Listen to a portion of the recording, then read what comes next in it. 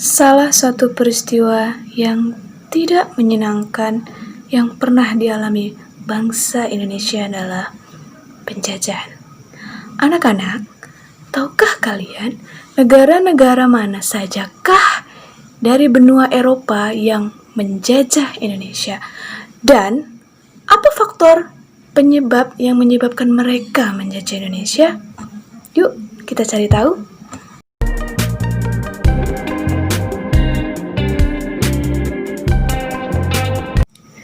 Assalamualaikum warahmatullahi wabarakatuh. Kembali lagi dengan saya Ibu Nita Nirwana, SPD Guru Sejarah. Pada pertemuan kita kali ini, kita akan membahas materi tentang faktor-faktor apa saja yang mempengaruhi bangsa Eropa datang ke Indonesia. Nah, sebelum materi Ibu sampaikan, Ibu akan menjelaskan dulu nih tujuan pembelajaran kita pada pertemuan kali ini. Ada dua. Yang pertama, peserta didik dapat menjelaskan nih latar belakang kedatangan bangsa-bangsa Eropa ke Indonesia. Dan yang kedua, peserta didik dapat melacak kronologi kedatangan bangsa-bangsa Eropa ke Indonesia. Pada abad ke-16, bangsa Eropa mulai melakukan penjelajahan samudera dan yang tentunya mulai mengitari Kepulauan Nusantara. Nah, negara yang pertama kali melakukan penjelajahan adalah Portugis mulai memasuki Nusantara pada tahun 1511 dan untuk pertama kalinya kapal-kapal yang mereka gunakan singgah di tanah Malaka yang dipimpin oleh Alfonso de Albuquerque. Selanjutnya adalah Spanyol.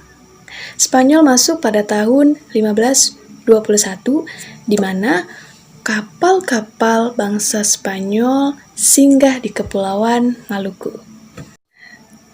Selanjutnya, tadi yang pertama adalah Portugis, yang kedua adalah Spanyol, dan yang ketiga adalah Inggris. Jadi Inggris masuk ke Indonesia pada tahun 1579 dan masuk ke Kepulauan Nusantara yang dipimpin oleh Sir Francis Drake. Oke, selanjutnya yang terakhir adalah Belanda. Nah, Belanda ini mulai masuk pada tahun 1596. Nah, yang dipimpin oleh Cornelius de Houtman, yaitu seorang penjelajah asal Belanda ya tentunya, yang mulai memasuki kepulauan Indonesia dan mendarat di Banten. Lantas, mengapa ya bangsa-bangsa Eropa melakukan penjelajahan serta menjajah Kepulauan Nusantara? Ternyata, apa sih faktornya? Nah, ada 4 faktor nih yang menyebabkan mereka melakukan penjelajahan serta menjajah Indonesia.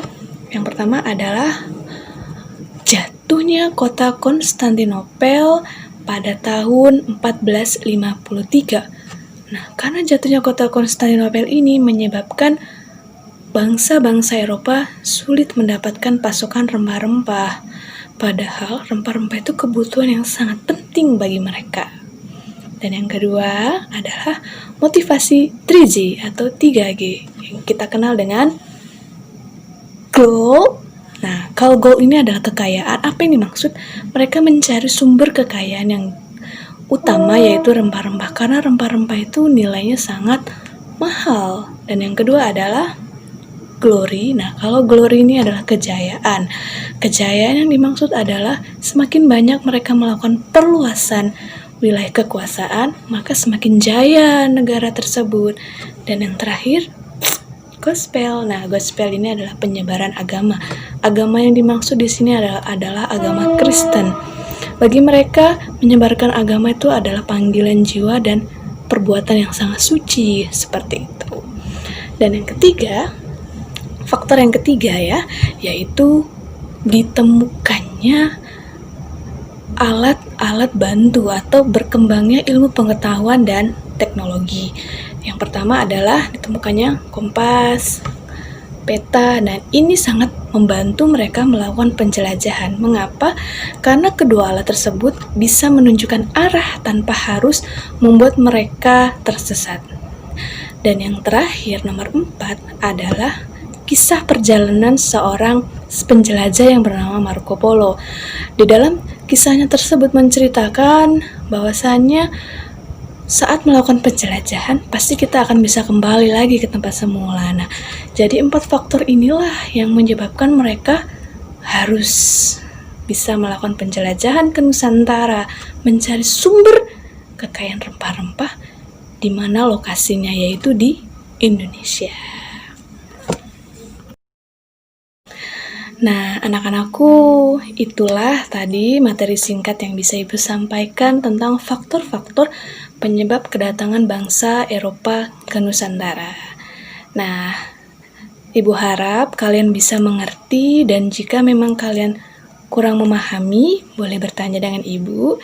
Dan Ibu harap kalian terus belajar, dan jangan menyerah.